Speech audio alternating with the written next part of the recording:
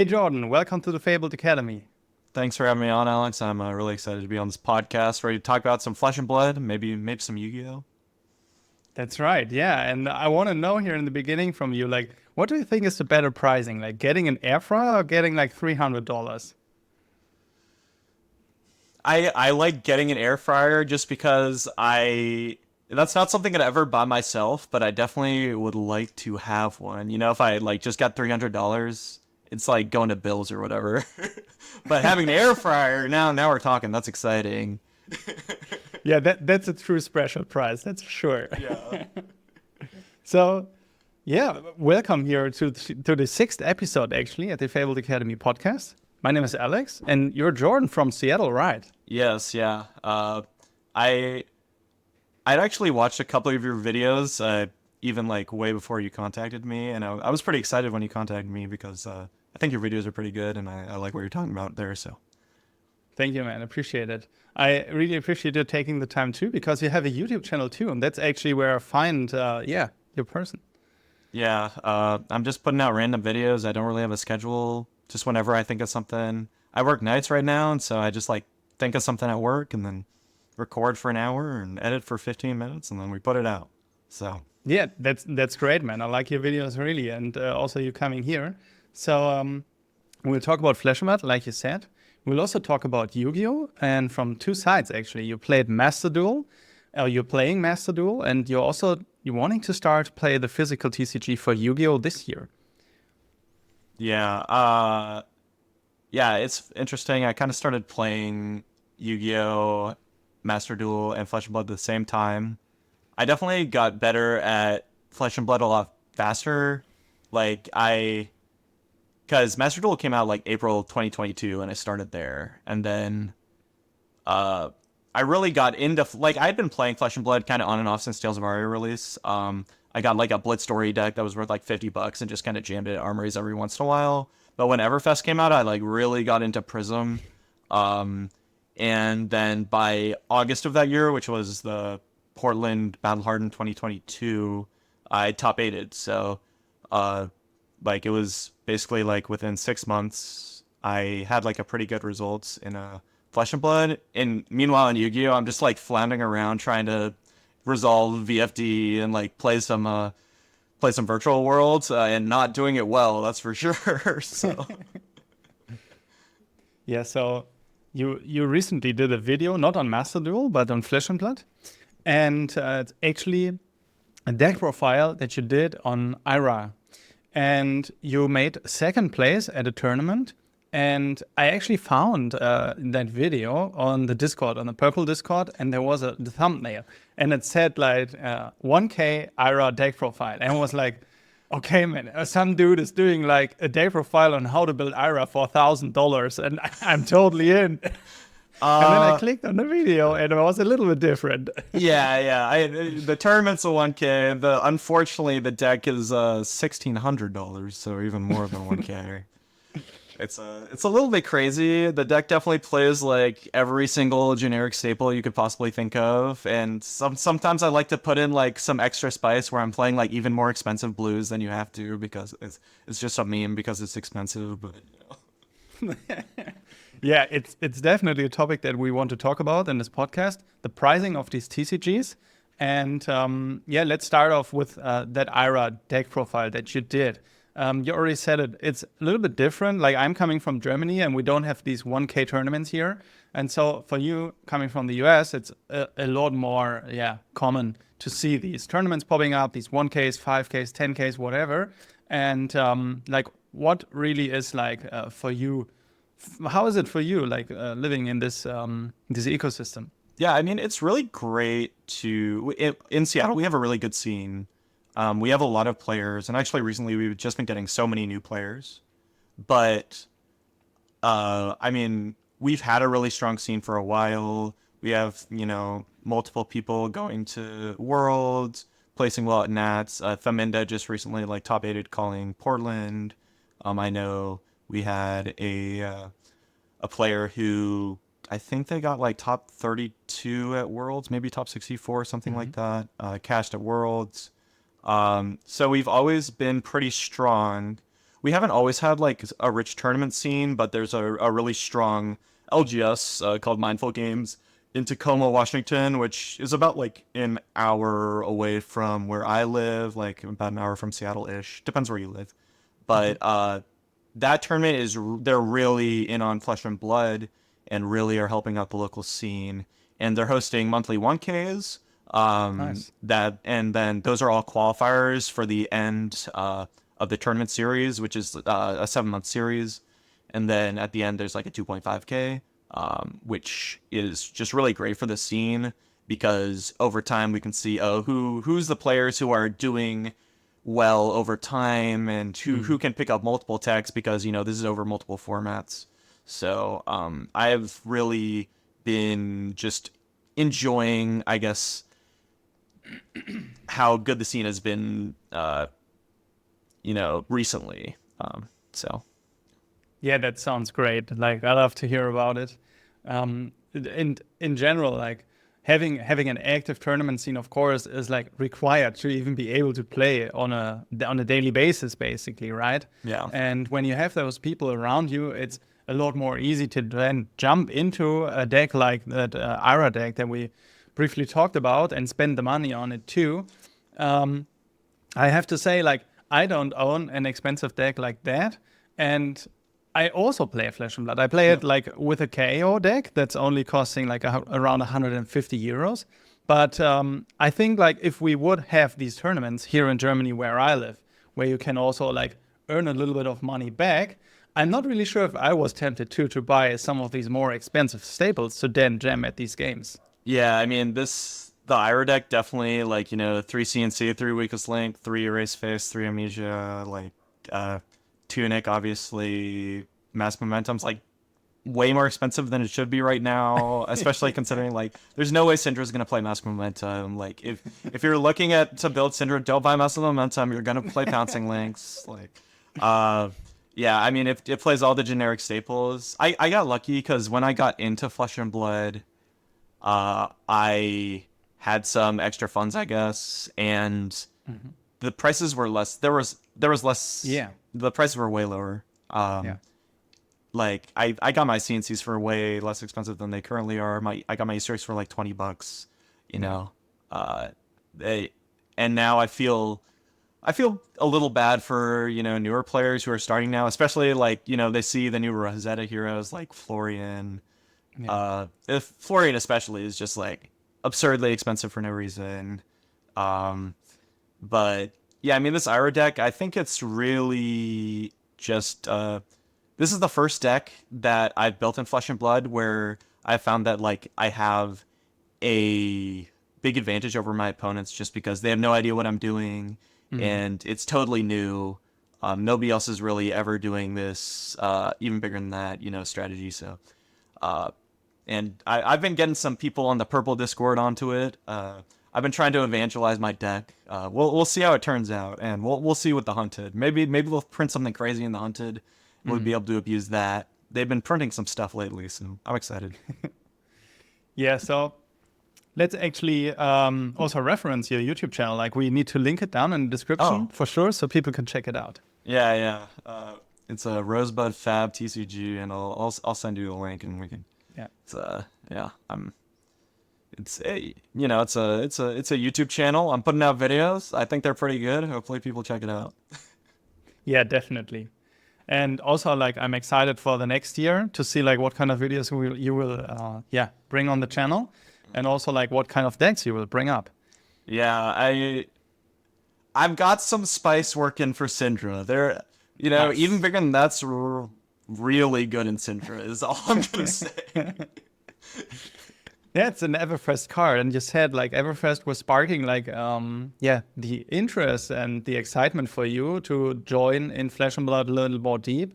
And I also joined Flesh and Blood during that time back then when Tales of Aria was released and Everfest spoiler season was coming up. So I definitely can relate to that feeling. And also, I think it's really interesting that at the same time Master Duel was coming up, and that you basically get like a passion for both games at the same time. And before coming to like the physical TCG that you want to join in this year too, I want to start talking about Master Duel, because I actually have never played Master Duel before, but I talked to a friend at the last podcast episode about Master Duel, because his name is Leonard. He's a caster from Germany who basically casts all the big YCSs in Europe. And we also talked a little bit about Master Duel, but I want to hear from your perspective, that like, is a player's perspective, and also having experience in multiple TCGs, like what kind of is the interest for you in Master Duel, and also holds you in playing that game for basically 2 years now. Yeah, Master Duel is really interesting because I think on release the game was not good. And that, like, Master Duel is a very well-made client, but the format on release was like just awful. It was like Eldritch and like, VFD legal. Flood all the floodgates at 3 for no reason. Like basically unplayable. But because the client looked so good, I was just super willing to just like go play it for a bit. And Virtual World was really easy at that point, because you just like made 2 9s and made VFD. And then like over time, I learned how to, play real Yu-Gi-Oh, I guess. I wouldn't call myself a good player. I mostly just hang around Diamond, and like just right now I've been playing Melodious, which is the deck I have in paper as well. Melodious isn't great in Master Duel. It's okay. It was good against Tempai, so I've mostly just been jamming Melodious because it's kind of a fun combo deck that wins against Tempai. But I'm not like the greatest Master Duel player of all time, but I think Master Duel, or Yu-Gi-Oh in general, definitely flexes a card game muscle that other games don't flex at all. Like I first started playing like card games with Magic the Gathering, and I know for a lot of other people, they started playing Magic the Gathering when they were really young. But for me, like once I graduated college, I was ready to like try some new hobbies, I guess, because through college and some of high school, I was really into Super Smash Bros. Melee, and then which I'm still super into. But after I graduated, I started playing Magic, and Magic's okay. Draft is really good. And that's another skill set of TCGs that like is flexed in Magic that isn't flexed in any other game. But moving to Yu-Gi-Oh, I was able to start like playing the types of decks that I wanted to play, because at heart I'm a combo player. And I just want to do big bombastic things and play a million cards and have really strong effects that shut my opponent out of the game. Like my favorite Magic card ever is Stasis, and my favorite Flesh and Blood mechanic is Spectra. So I'm really into, and my favorite Yu-Gi-Oh card is oh shoot, I can't believe I forgot the name. Oh no. What's the floodgate that the field spell floodgate that got banned like a year ago? The Mystic Mine, Mystic right? Mine, yeah. My favorite Yeah. Yu-Gi card is Mystic Mine. Okay. So you can tell what type of player I am just by like those 3 things for sure. Yeah. I just love locking my opponent. I love doing degenerate things, and Yu-Gi-Oh is the most degenerate card game. You just like do anything you want, and your opponent can't do anything, and they lose. And Yeah. that's I enjoy that. I know a lot of people don't, but that's for me for sure. So Yeah, I think like this perspective that you're bringing up is really interesting, because a lot of people like say that when they played Yu-Gi-Oh and they join in Flesh and Blood, it's like because the pace is coming down, right? You have a longer period of time that you actually can play the game, but we are experiencing a time where also Flesh and Blood is getting faster and faster, and where more powerful things are possible, more combos are being played, and more powerful combos are coming up that also can end the game on the spot. And you are an Ara player that plays disruptive cards in the Ara deck. Yep. And so there are definitely like parallels that a player like yourself can find in all of these games, and then find joy in playing those games. yeah, there's definitely something similar between like Command and Conquer and VFD. They're definitely VFD named Dark and Command and Conquer there. They got some similarities there. Yeah, and I like in Master Duel, I think it's also safe to mention that like things are possible that are not possible in the physical TCG. And so you also got hooked on now with that prize money that you got from that 1K to build a Malice deck for the next season in Yu-Gi-Oh, right? Yeah, I actually just put everything in my cart like 2 days ago and purchased it, so now it's all in the mail. I'm ready to play a tier 1 strategy. I haven't been able to do that in the TCG yet, so I've been like jamming Melodious, gone to a couple locals, but nothing crazy, and playing with some friends and stuff. But yeah, I want to play something powerful, I think, and I'm ready to start with Malice. So what really got you hooked on the physical TCG? I think like it's a little bit strange. I never heard that a Flesh and Blood player that plays Flesh and Blood for 2 years, for 3 years, is like now starting to play the physical TCG in Yu-Gi-Oh. Yeah, I so I bought the Melodious deck because Melodious is like $30. And I decided, well, I should own a Yu-Gi-Oh deck. So I like bought an Edison deck, bought a Melodious deck. Yeah. And the physicality of the cards in Yu-Gi-Oh is really interesting. I mean, especially with Melodious, because it's like meant to represent an opera and stuff, and you have like your your backstage singers, and like you bring out your main characters and stuff. I really like the physicality of Yu-Gi-Oh. I like the extra deck. I like how much you're searching. And that really got me into wanting to play TCG way more. I think other people maybe like they don't want to get into Yu-Gi-Oh TCG from Flesh and Blood just because of how different the economics of it are, right? Like if you play Flesh and Blood, you are buying into a deck for a long time usually, although recently maybe not as much. And then in Yu-Gi-Oh, you're like buying into a deck for like 6 months. And after 6 months, like all your cards are going to go to zero because of how Konami reprints things. Whereas like Flesh and Blood, they like never reprint stuff ever. Like not technically, but basically. So there's definitely way different economics of like playing Yu-Gi-Oh TCG versus playing Flesh and Blood TCG, and I think that scares people away.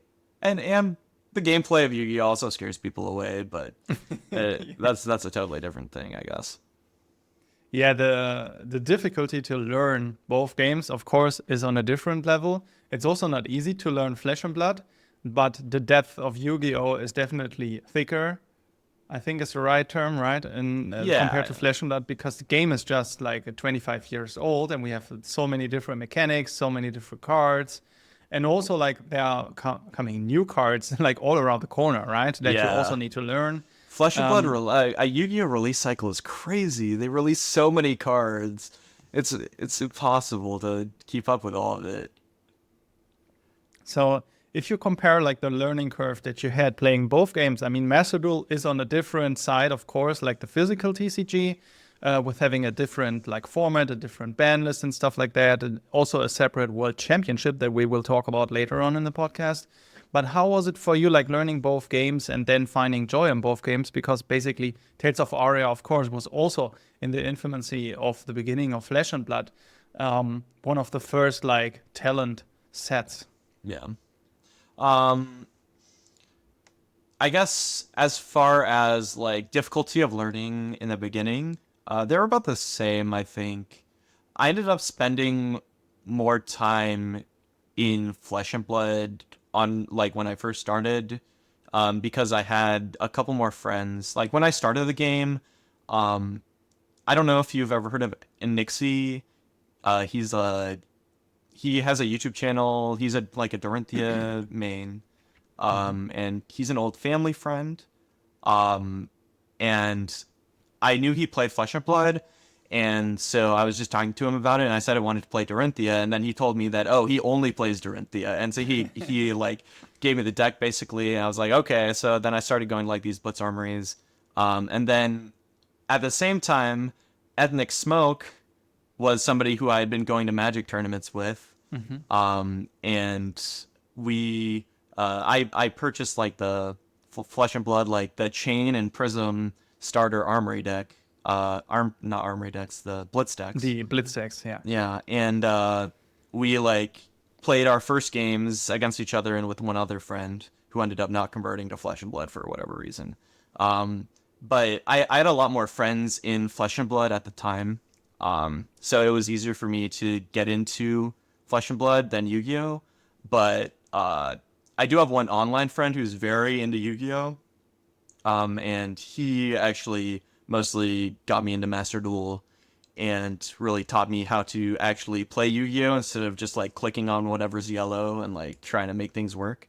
So it took me a little longer to get into the real game of Yu-Gi-Oh! But I mean, after it, I don't think the complexity of either game is particularly different from one another. Flesh and Blood's a lot more tiring because the games take way longer. That's one thing between the two games. And Yu-Gi-Oh's a lot more tilting because you like make one wrong mistake and you instantly lose the game. Yeah. You just like press the wrong button, it's over instantly.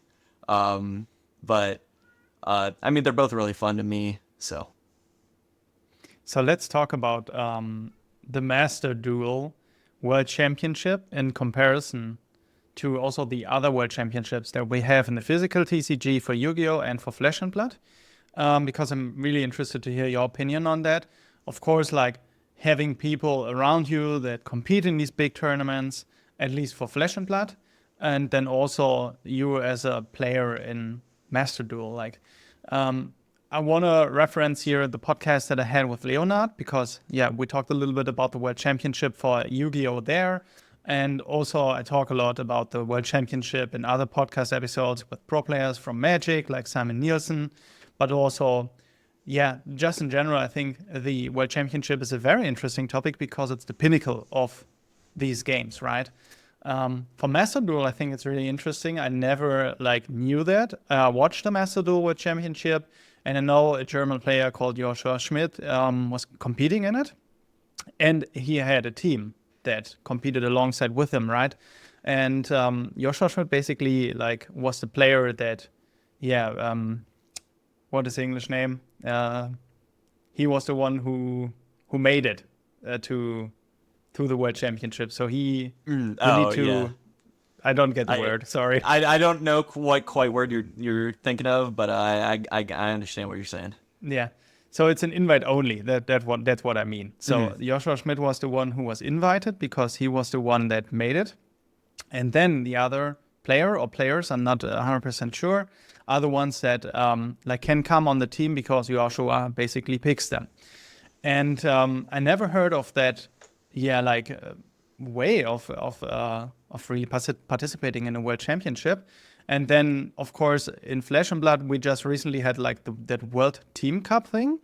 Was really interesting because it was basically the three best players from a country that then compete on a team in a separate tournament alongside the World Championship. So there's also a team aspect to the World Championship in Flesh and Blood, but definitely not something like in Master Duel. And then, of course, for the physical TCG in Yu-Gi-Oh!, it's also a lot different. But what's your opinion seeing these different structures of the World Championship and also how they are played out? Yeah, I think Yu-Gi-Oh! Goes to great lengths to have innovative tournament structures for a couple different reasons. But I think one of the reasons is because they actually don't want to be seen as being that competitive. YCSs don't have real prize support, right? Even the World Championships, they don't give the types of pricing that you would see in other card games, because Yu-Gi-Oh! Wants to keep this pure version of competition, and it's actually a very Japanese version of competition where you win for the fun of the game and for the game and not trying to win for money.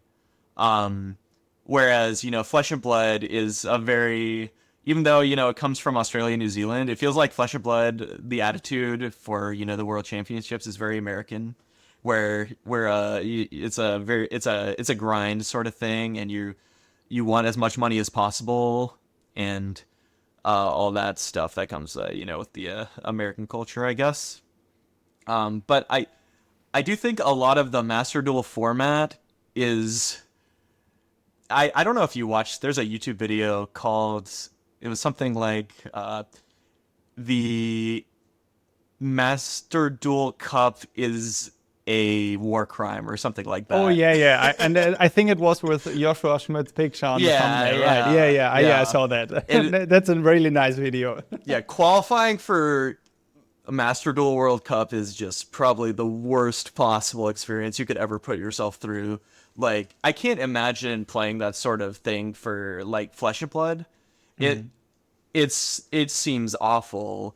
Like playing for 24 hours straight plus just attempting to become the one of player who can qualify. Yeah, And I do think Yu-Gi-Oh is trying to, I guess, they're getting inspiration from like maybe the anime or that sort of thing, where they want like a single winner and everybody's playing really seriously and it's life or death, yeah. Whereas like the Flesh and Blood tournaments are definitely more based on like how tournaments should work in real life. That might be a little condescending to Yu-Gi-Oh tournaments of pros, but I'm not really I don't really care. So Yeah. Yeah, so the it's definitely like if you're talking about grind, I didn't knew about Master Duel. Like I wasn't even in the rabbit hole, and the video came up, and I was like, "What is this?" it's Like, awful, like actually awful. Like it, the people who are good at that sort of grind are just on a totally other level. Like I know Ryan definitely. Yu has won like 3 of them for no reason, and he's just a grinder. He's like 18 years old and just like stays up for 72 hours and plays perfectly for 72 hours. That's crazy. But then it's of course very difficult to qualify. That's the word that I was searching for in any of these world championships. It's on a different level whether like you really can get to that level. That's also a question, I think. And I think over time it just gets more difficult, right? When you compare in Flesh and Blood, we are in the 6th year now, and when you're starting off as a new player, of course, you're not only looking at the prices of the decks, but you're also looking at the ecosystem that you are joining. And in Yu-Gi-Oh, I think I talked also to a Yu-Gi-Oh player that is like switched to Disney Locana. His name is Kang. He's also coming from Germany.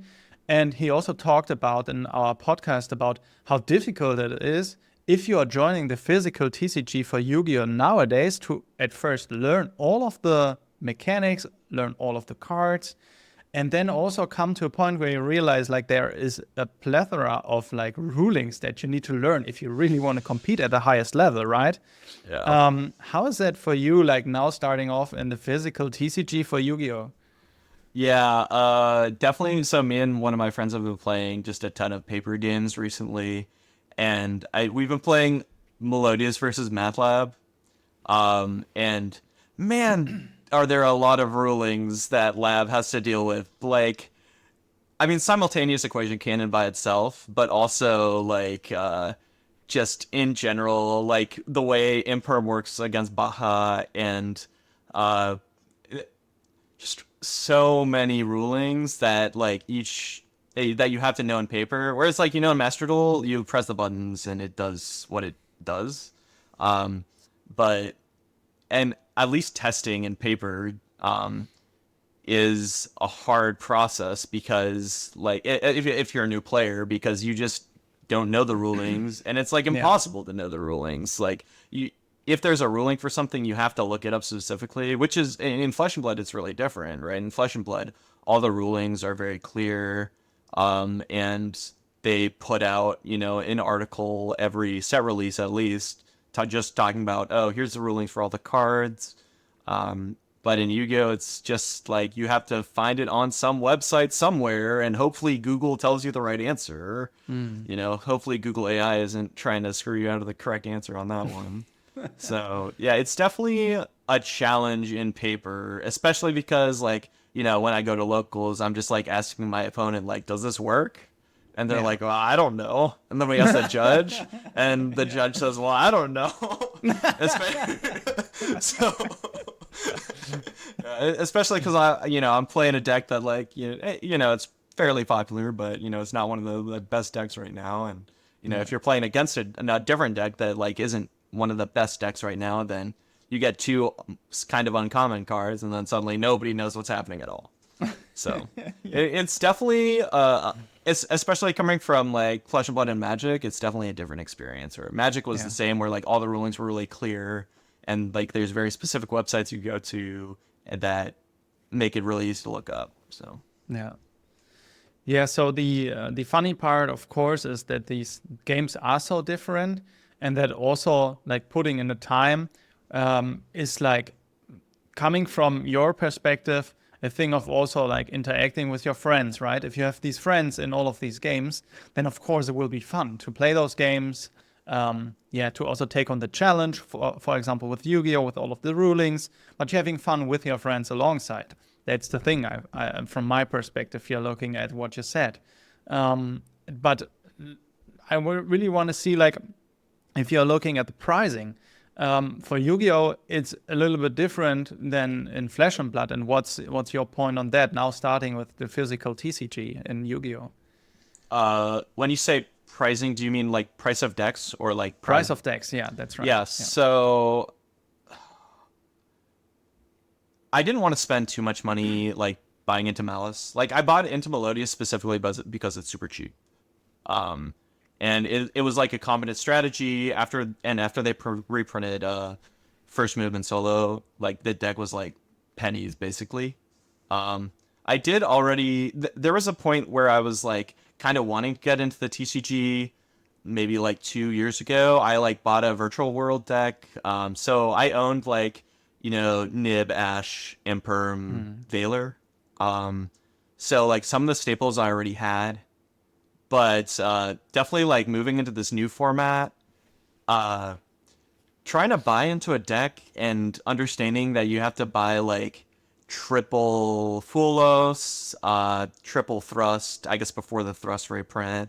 There's a bunch of cards that are like really expensive, but also that I know are going to get reprinted in 3 months, right? Like Fulos already has a reprint scheduled. And so it feels really bad to buy a Fulos right now, so I'm just not going to buy a Fulos. Yeah. What else was expensive in the Yu-Gi-Oh deck? I like the deck should be playing like 3 Bestial Druisworm. They're like $20 each, and I said we're going to wait on buying the Druisworms. Okay. Yeah. But it's similar to Flesh and Blood, where there's just a bunch of generic staples that are expensive because they're generic staples.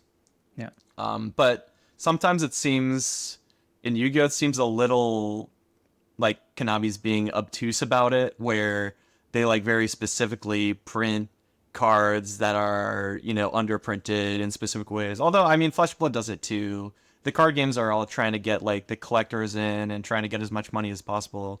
From their clients, at least in America. Here in the OCG, that is much better, but I don't really know anything about that. But yeah, definitely like right now I'm just not buying Fulos, right? Because I'm not going to tournaments. Like if there was like some 1K tournament in the area, like in 2 months, like maybe I would buy Fuloses because maybe I do well in it. But like I have done in Flesh and Blood, I guess. But there's just no way I'm spending, $340 on a playset of Fulos right now. I'm not that rich, so. So let me guess. Like when you're playing these different games, you're also spending a lot of time in these games, right? That's like when you're. I know, like I recently started in last year to train for a triathlon, for example. I bought a bike, and that's also really expensive. But I knew like that bike, I will ride it like for years, and I really want to compete in the triathlon. So that money was worth it for me, like every penny. And I think also with nowadays, like prices for decks are really expensive in these trading card games, but prices were expensive like always. When you're looking back at like Yu-Gi-Oh, for example, with a lot of history, like the meta decks were always expensive. It's not like just now cards are suddenly expensive. And with Flesh and Blood, for sure, like there will be expensive cards.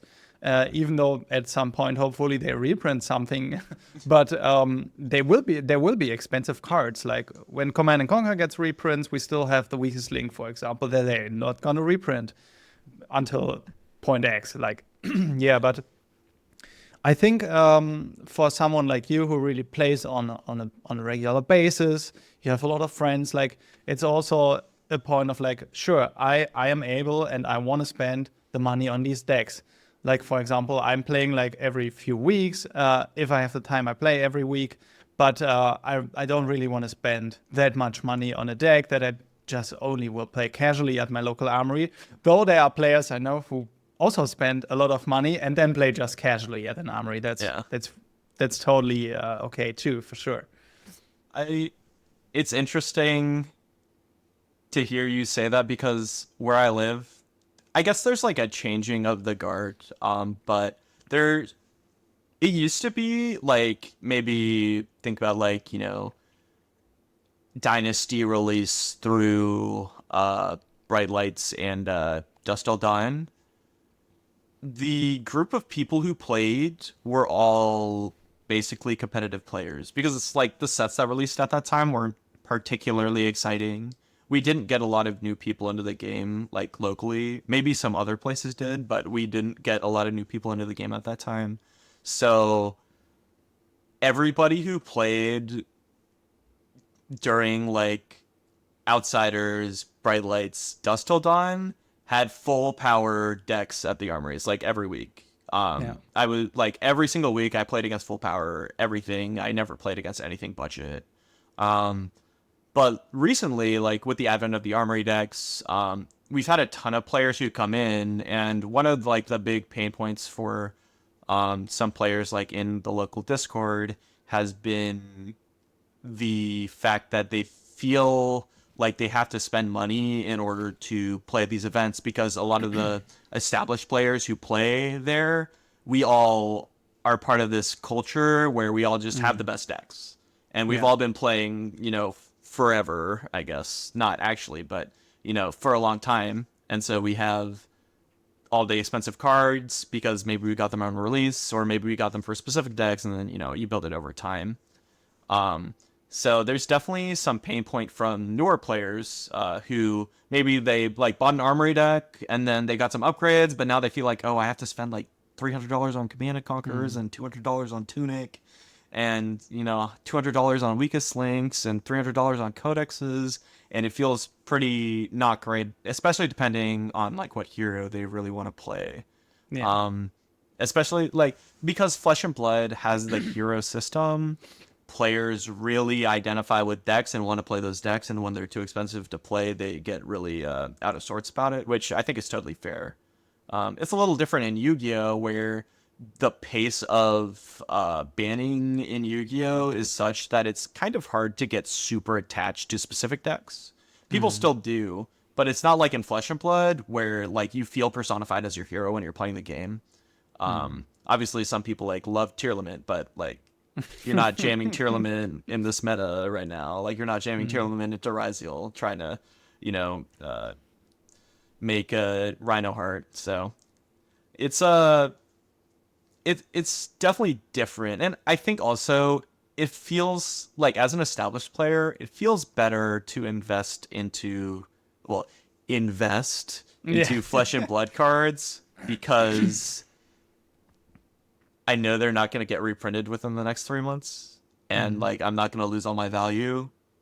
Even though, like, I would mostly be fine with losing all of my Flesh and Blood value if it meant that all of my locals got to play whatever they wanted to. Yeah. I don't own, like... I think total, probably, in Flesh and Blood, I own, like, $2,500 worth of Flesh and Blood cards, right? It's not, like, an insane amount. But, like, I own multiple meta decks...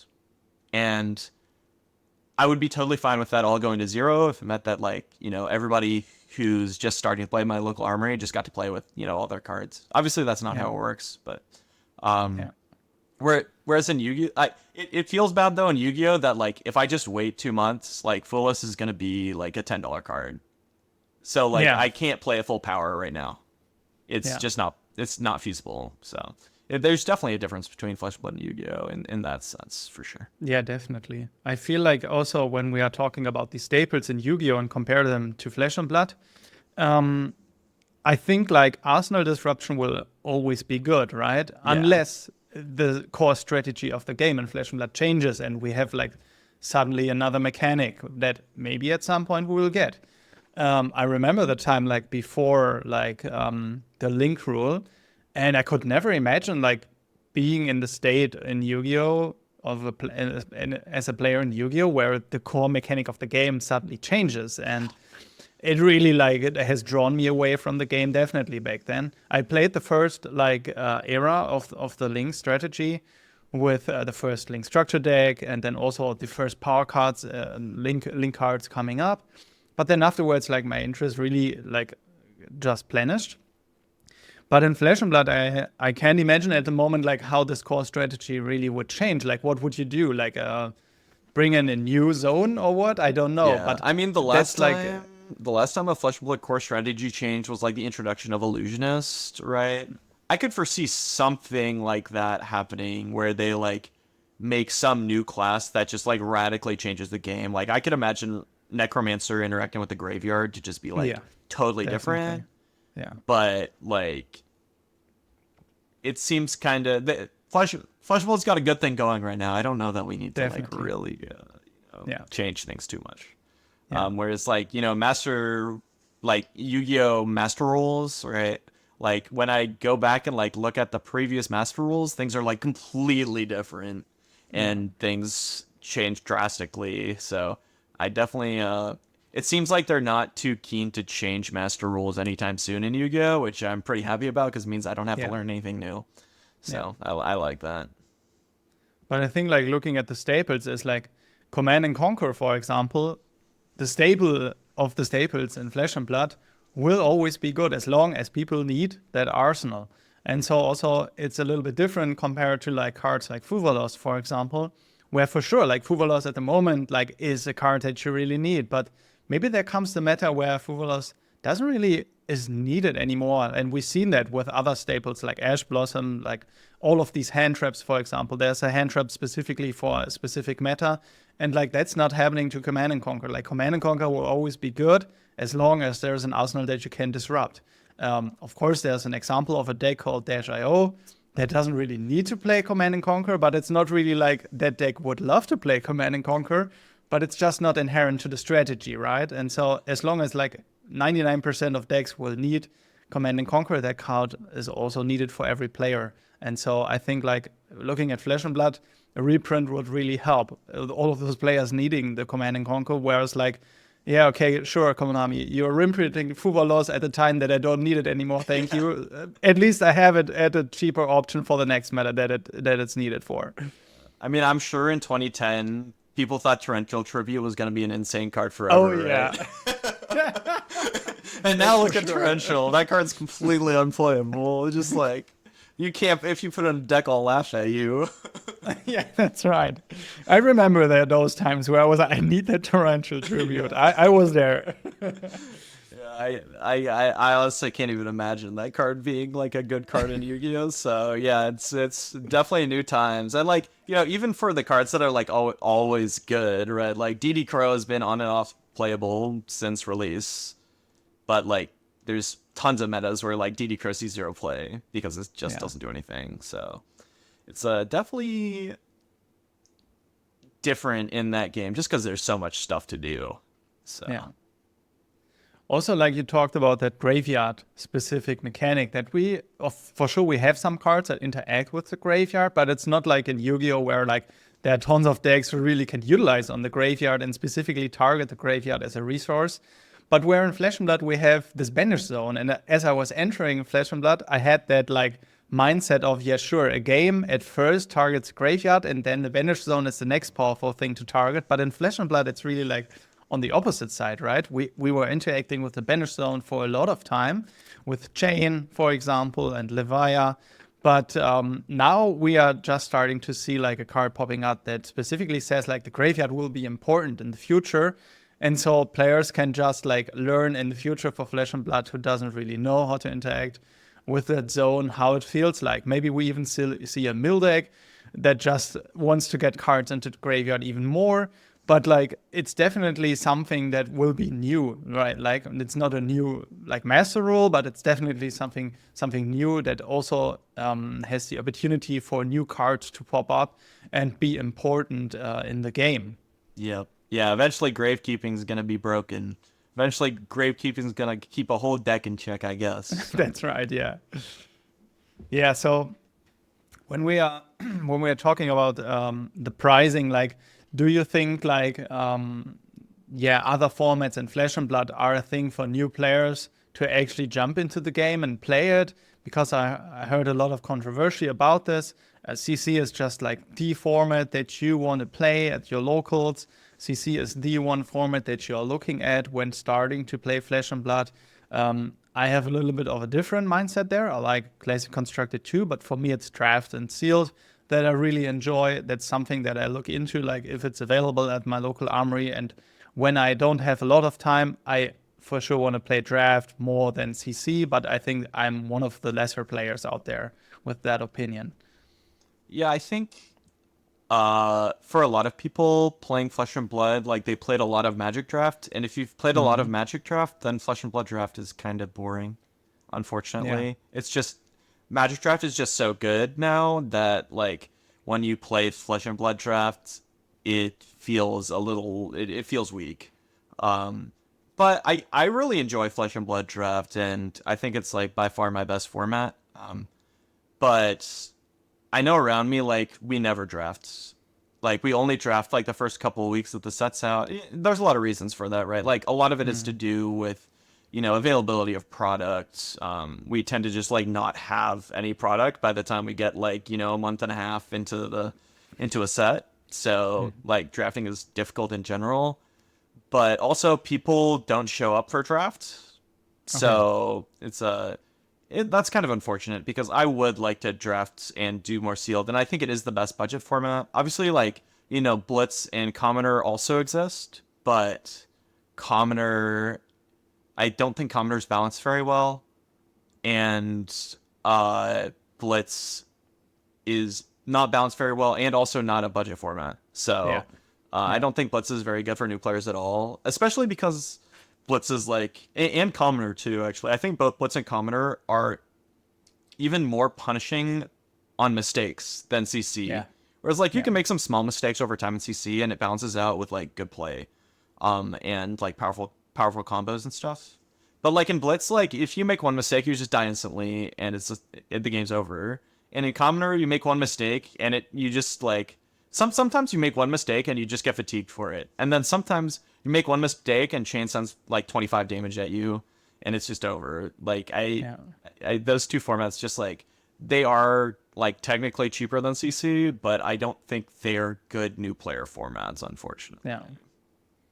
It's a lot more in Yu-Gi-Oh, right? With Commoner and Blitz, I think. Whereas like the game is so fast and like you said, you do one mistake and then it's just over. It feels a lot more like you are playing Yu-Gi-Oh. Of course, it's not like Yu-Gi-Oh.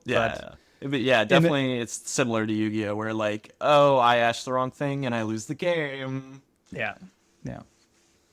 And I think like when you're looking at it that way, draft is not really a casual format, I would say. Like, I'm not saying to my friends that not playing TCGs, like, oh, let's draft. And they're like, what the fuck? Like, I thought we were playing a trading card game. What we are doing here? Yeah, I think Sealed is definitely the best, like, casual format because you get to look at a bunch of cards. You get to build the hero you want to play. You're not, like, forced into doing anything by the people sitting next to you. It's definitely like, and like, you can look at your cards and choose not to play the best deck out of your pool and like play something cool, or like maybe you open some Majestic and kind of just force that. So I definitely Sealed, I think, is the way to go for new players. But I mean, it seems like Sealed is really just for callings and pre-releases now. So yeah, maybe we should do more Sealed. That sounds fun. It's a little expensive though, It's like like if you want to play it regularly. Yeah. So. But there's also like that crack shuffle and play that will come up again in this year. And so I'm really excited for that, definitely. And it's also something that I know, like a group of players, some friends of mine who I met because of Flesh and Blood, but we weren't really like playing Flesh and Blood. Like Jürgen, shout out to you. He's a local here from my city, and he's like I'm not sure about the exact English term, but he is doing like an esports Verein, it's called in German. So that's something where I was gone to when I was discovering Flesh and Blood, and I was talking to him about it, and he was like so amazed about it that he also started to play the game, but he was also drawn away from it because of the prizes. He was like, I'm not paying that much for a deck, but over time he and then also some friends of his who I also met through him, they started to buy just a few boxes every set, and so they were racking up like cards and trying to learn the game. And then at one point they had like one deck that they were really interested in, and they were starting to buy into CC. So it's definitely possible coming from a more casual side, I think. And I remember the time during Bright Lights that group of friends surrounding Jürgen were playing a ton of like Craig Shuffle and Play at a tournament. And so I think definitely that's a point that you can have when those sets are out and they allow Craig Shuffle and Play for a new player to just jump into, buy 3 packs, I think it is, and then just try it out. You maybe even get lucky pulling like something nice. That's also great. And coming from a Yu-Gi-Oh background myself, like that's something that I never experienced, right? It's just like either you buy a few structure decks or you need to buy the singles. And so I think definitely Flesh and Blood has something for it going on, and I really hope they can leverage on it for newer players and for casual players. But I also think, like, even we talked about it a lot in the podcast already, Flesh and Blood is just a competitive game at the moment. And so it's not something that you can just stay in a lot of time playing Craig Shuffle and Play or playing Sealed alone. Yeah, I don't know if you ever played Bright Lights Crack Shuffle and Play. I was not particularly impressed. It's probably fine if you're like a, like a newer player and you're just like, playing your cards and not really like thinking too hard about it, but it was not a fun experience for me as somebody like trying to like actually win games, I guess. Maybe that's the issue, is like I was trying to win games with Crack Shuffle and Play when you should just be like playing your cards for the experience. I don't know. It's definitely not my sort of thing. Although I will say, like, I definitely was a casual player for the first like 3 months of playing. Like, it's definitely possible to go from being a super casual player to being like a competitive player in this game. And really, like, the reason why I was like able to be a casual player was because there was a one very specific armory which has since closed down, which was really unfortunate. But this specific armory had like a very core group of about 10 people who all played the game very casually. They like, sorry, they mostly, had just gotten blitz decks from like maybe Tales of Aria, and then were like slowly upgrading over time, maybe some Majestics here and there.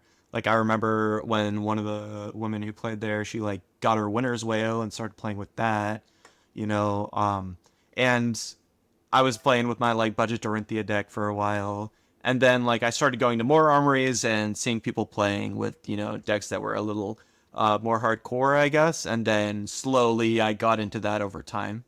I was, borrowing a couple decks for a while before I, bought into Prism full time.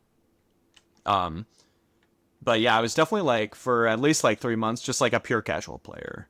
And there is a way for casual players to play in Flesh and Blood, but it's about culture of stores. Like, there are stores that are casual, and there are stores that are competitive, and maybe even like in the US, there's like states that are casual and states that are competitive, which I think is really interesting. So if you are like looking to be a casual Flesh and Blood player, you have to try and find the pockets of people who are trying to play casually and play with them if you're like not interested in like, playing super competitively, going to ProQuest, going to Road to Nationals, going to Yeah. Nats, going to Pro Tour, stuff like that. So when we are looking at, I want to close like this pricing, the deck pricing thing here. When we are looking at it, like I see a lot of terms and players talking about it, like that Flesh and Blood is too expensive. But then on the other side, it's like Yu-Gi-Oh is also expensive, but it's not for me because it's at first not rewarding for me to play in the tournaments, and then also I know that my value just will be crushed over time. And I know there are also players, I was not fully aware of it, that say like, I'm totally fine with that. And you also said it in the podcast already that you would be fine with the value of your cards going down if that meant some positive things happening. I think really we touched on that thing, and I really want to see like if that's possible in the year 2025 for Flesh and Blood to turn a little bit and maybe reprint Command and Conquer. But I would like to hear your opinion here at the end of this topic in the podcast. Like, what would you like to see in 2025 happening that stuff like that changes? Yeah, I think, if you want to talk like Disneyland, fantasy, things that are never going to happen, like, I want them to stop printing Fables. I want them to, reprint Command and Conquer so that it's like below $20. I really don't think like any Majestic should be below $20. Should be above $20. Above, And yeah. I don't think any Legendary should be above $50. So like, fantasy, totally just like reprint everything as much as possible and just bring it down like super low. That's not gonna happen, of course. Yeah. I think one of the big reasons for the prices in Flesh and Blood is because there's no rotation. The other like super fantasy thing for me in Flesh and Blood is they introduced some sort of rotation for generic cards. And this isn't just for pricing. I think rotation in Flesh and Blood would be a really good thing because I think Sync Blow should not be in the game anymore. In Fate Foreseen. But that's a whole other topic. But it would also help the price of like all these generic cards that have been in the game forever. Like if Tunic and Command and Conquer rotated out, then it would be less intense to have to spend all that money on these old cards that you can't even open in packs, right? Basically at this point, nobody's opening Welcome to Wraith and Arcane Rising, so there's no point where a new player can be like, oh, I opened up the Command and Conquer, right? That can't happen at all. So the other fantasy land for me is definitely like, oh, please rotation. Like I just want rotation so bad, but it's not gonna happen. I mean, it's the same in Yu-Gi-Oh for me. Like I think Yu-Gi-Oh would be such a better game if it had rotation, but nobody believes me. I'm rotation's biggest defender, and they'll crucify me for it, but that's okay. All right, so we will see in the year of 2025 if anything of that happens. But I think definitely we need to see some reprints. I think that's for sure. Yeah, just like maybe like reprint Command and Conquer, History Pack 2. Let's do that first, and then we can think about rotation and all that stuff. All right, so let's close out actually the podcast with like the view on 2025. And now that you are starting to play Yu-Gi-Oh, like what do you view 2025 for yourself, like as a Yu-Gi-Oh player, as a new Yu-Gi-Oh TCG player? Yeah, I'm excited to get my ass kicked. I'm excited to go to locals. I love the locals experience. Like I play card games to go to locals. I know there's a lot of other card gamers, who, once they get like good, they just like don't go to locals anymore, which is fine. Like it's your prerogative. You can do whatever you want to do. But for me, like the reason why I started playing Magic and started playing Flesh and Blood and started playing Yu-Gi-Oh is because I want to go to in-person tournaments and I want to play all the time. Mostly because I just hate being at home.